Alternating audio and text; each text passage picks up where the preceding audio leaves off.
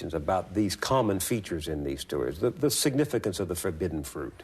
Well, there's this standard folk tale motif called the one forbidden thing. Remember in Bluebeard, don't open that closet, you know? And then one always does it.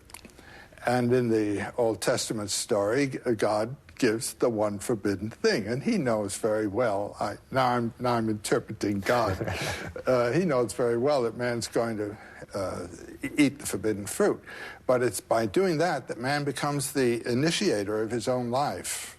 Life really begins with that. I also find in some of these early stories the human tendency to find someone to blame.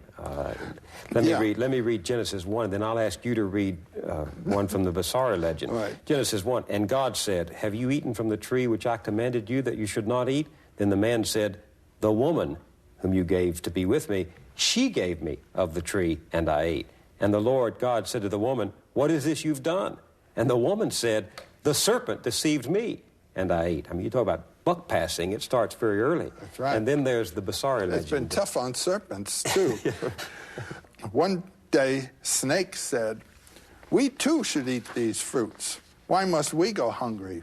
Antelope said, but we don't know anything about this fruit. Then man and his wife took some of the fruit and ate it. Unumbate came down from the sky and asked, who ate the fruit? They answered, we did. Unumbate asked, who told you that you could eat that fruit? They replied, Snake did. It's the same Poor story. Snake. That's the same What story. do you make of this, that in all of these stories, the principal actors are pointing to someone else as the initiator of the fall? Yeah, but it turns out to be Snake. And Snake in both of these stories is the symbol of life throwing off the past and continuing to live. Why? The power of life, because the snake sheds its skin, just as the moon sheds its shadow. The snake in most cultures is positive. Even the most poisonous thing in India, the cobra, is a sacred animal.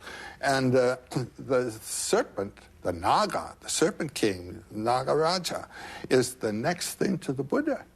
Because the serpent represents the power of life in the field of time to throw off death.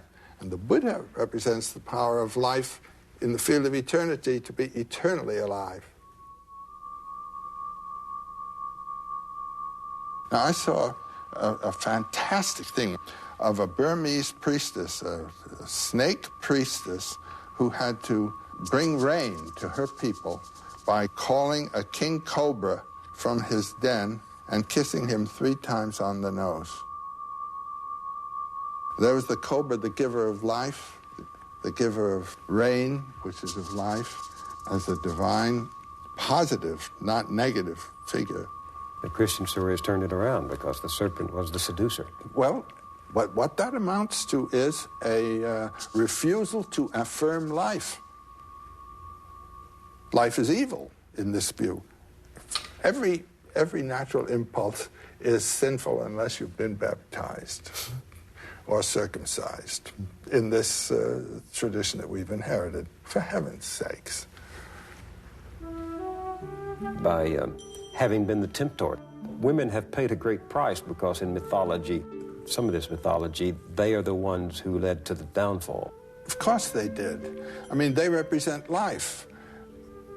Man doesn't enter life except by woman. And so it is woman who brings us into the world of polarities and a pair of opposites and suffering and all. But I think it's a really childish attitude to say no to life with all its pain, you know? To say this is something that should not have been.